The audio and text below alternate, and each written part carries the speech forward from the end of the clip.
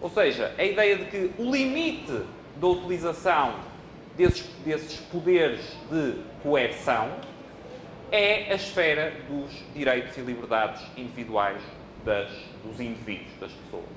E associada a esta ideia de direitos individuais está também diretamente, necessariamente associada à ideia de proteção dos direitos de propriedade. Porquê? Porque nenhuma noção de direitos individuais tem aplicação, é logicamente consequente, se eu não tiver a possibilidade de ter controlo, ter algum nível de controlo sobre recursos. Ou seja, na ausência de direitos de propriedade, não faz sentido falar de direitos individuais. Não é? Mises, salvo erro, era Mises, davam um exemplo.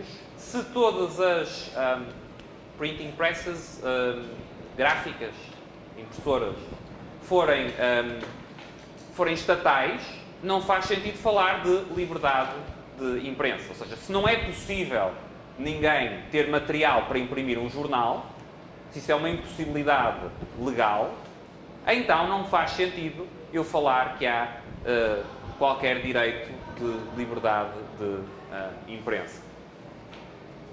Reparem que a existência de direitos de propriedade não é a mesma coisa que dizer a existência de direito a acesso ou ao uso de recursos específicos. Uma coisa é eu dizer que não há liberdade de imprensa numa sociedade em que está proibido que eu possa ter os meios para imprimir jornais. Outra coisa é dizer que só há liberdade de imprensa se todo mundo tiver um jornal. Ou se todo mundo tiver direito a uma coluna de 2000 caracteres semanalmente num jornal. Certo? Disso falaremos depois à frente, a propósito de concepções de liberdade. E então, numa perspectiva liberal, a preocupação central em termos de abordagem do Estado é a de restringir, a de controlar, a de limitar o uso da coerção pelo próprio Estado. Okay? Questões sobre esta primeira parte? Temos ainda alguns minutos para discussão. Eu li uns artigos, muito tempo atrás, ao longo desse ano, pelo menos, falando sobre a questão, por exemplo, da escravidão, que foi um paradigma durante muitos anos. Nós tivemos que conviver com a escravidão, não se sabia como seria possível produzir sem ter escravidão, e algo ocorreu que o mercado agiu, enfim, as pessoas pressionaram, mudaram de consciência e surgiu, né? Quer dizer, a perspectiva de não existir o Estado na forma que o conhecemos, pelo menos, pode existir, mas como você vê essa questão assim de fronteira de ação? Você acha que o mundo caminha para isso? Caminha para o contrário? Você acha que a importância do Estado está recrudescendo?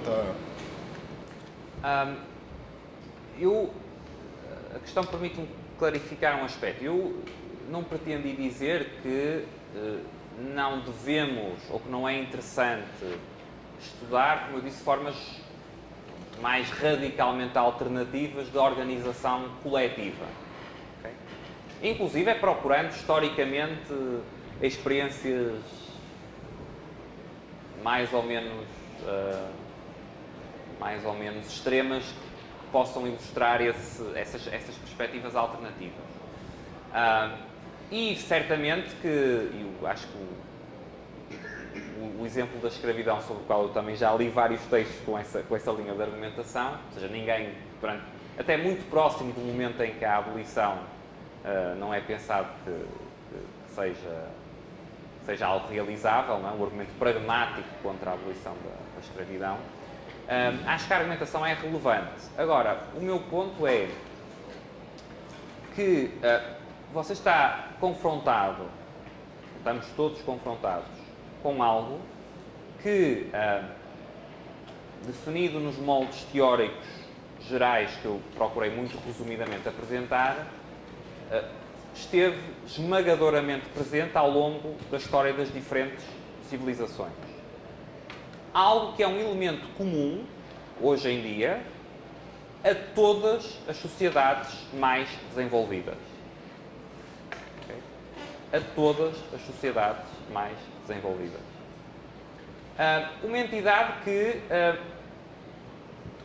embora aqui depois entre relações, há questões que entram aqui da relação entre teoria e história, mas uma entidade que provavelmente nos últimos 200 anos é difícil dizer que terá perdido importância. Ou que terá perdido peso.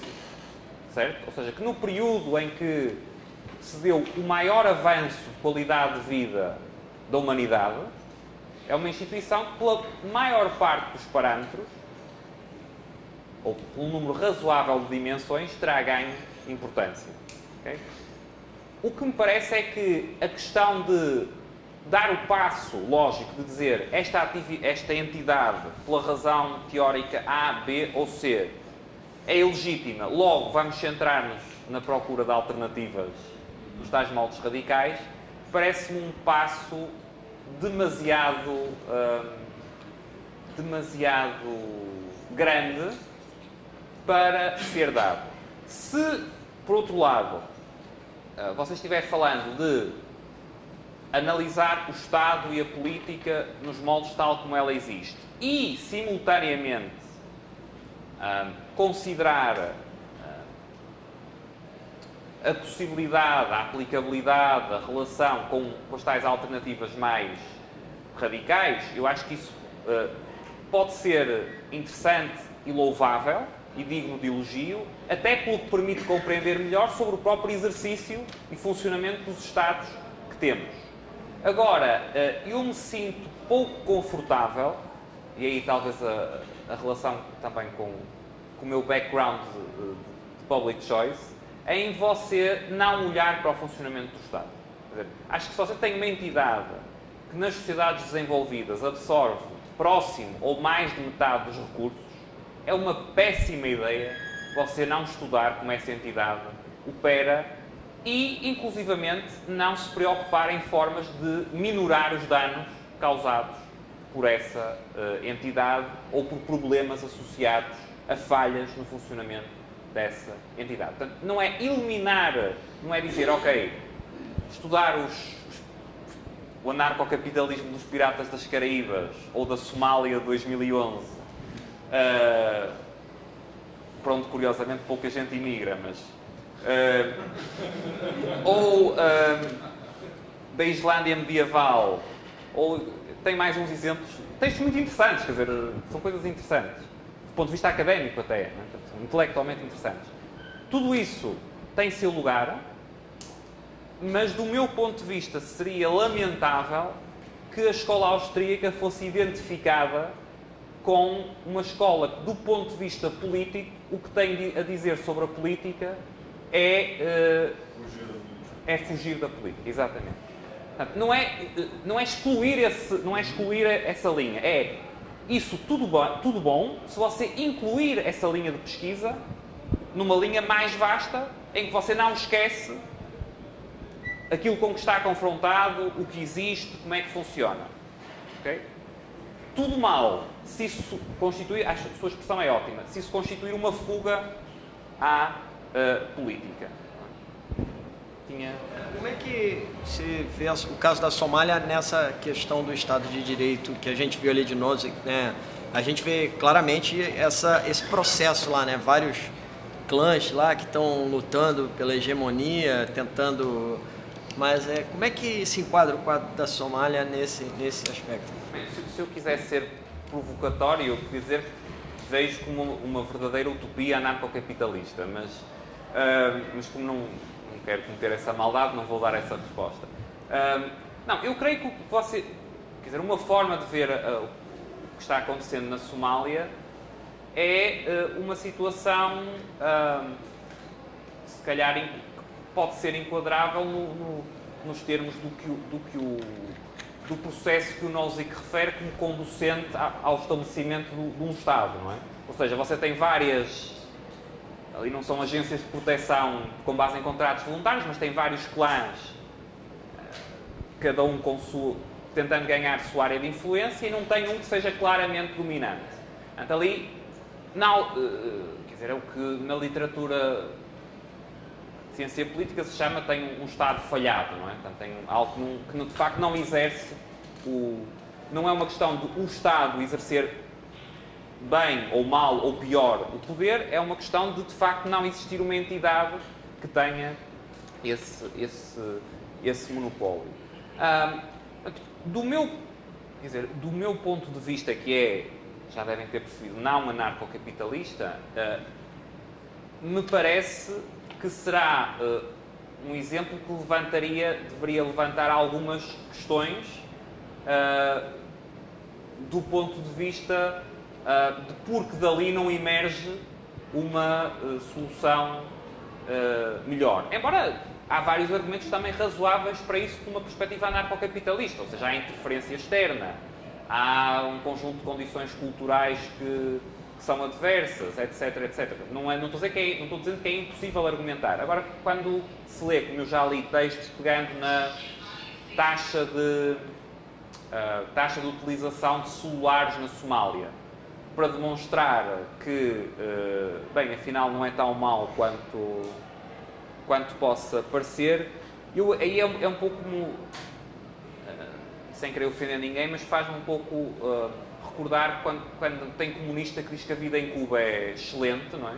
Mas não consegue explicar porque é que não há gente a fugir dos Estados Unidos para tentar ir para Cuba. Eu acho que, em última instância, em política, em termos de instituições políticas, você olhar, e falarei disto mais à frente, mas olhar de onde as pessoas querem fugir, para onde as pessoas querem ir, é um indicador. Não digo que é um indicador perfeito, mas é algo que deve fazer refletir qualquer pessoa que trata de ciência política, seja liberal, socialista, conservador, anarquista, etc. Quer dizer,